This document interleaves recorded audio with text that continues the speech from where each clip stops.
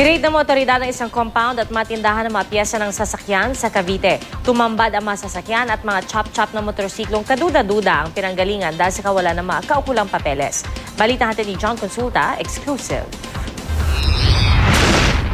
Hawakan yung mga ito mga motorsiklo. Sa dami naman nakaparada, akalain mong tindahan ng mga segunda manong sasakyan ang compound na ito sa Silang Cavite na sinalaki ng mga tauhan ng SWAT, Special Operations Group, Cavite Intel at Cavite Mobile Group.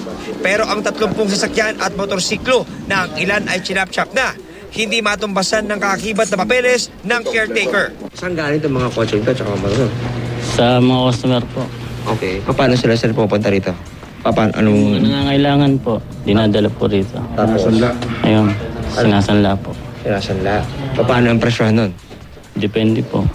Ayon sa inabutang caretaker ng PNP dito sa lugar na ito, ang lahat ng mga sasakyan na nakaparada sa loob ng kanilang area ay pawang mga sinanla daw ng mga may-ari sa kanyang amo. Pero ayon sa pag-check ng Cavite Police, wala raw permit ang naturang lugar para isagawa ang ganitong klase ng negosyo at maging ang pagkatay ng mga motor sa kanilang lugar.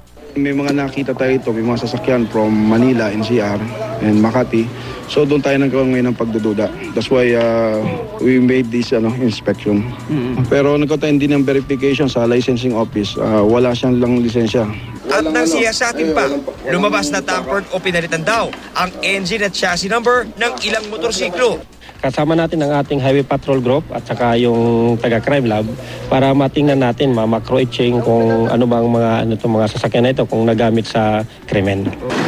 Sinuyod na rin ng Cavite Police ang mahigit 50 tindahan ng spare parts sa terigoryang Banawe ng Cavite. Sunod sa pangalan ng pamosong kaling tindahan din ng spare parts sa Quezon City. Ang ibang tindahan dito, wala rin may pakitang dokumento kung saan galing ang mga binibentang pyesa. 3 times na po kami naba. Kumbaga hindi pa po kami nakaka-recover yung mga paninda namin, hindi pa nalilinis, bumaha na naman. So paano pa namin maiintindi yung mga papeles? So nabasa na yung mga papeles? Talaga pong wala po lahat. Iniimbestigahan na rin ang may-ari ng Pajerong nasa lugar matapos hindi makitaan ng record ang chassis nito. Ang chassis naman ng trailer truck na naispatan sa isang garahe, di raw tugma sa plaka nito. Falsification daw, sir? Hindi ko alam.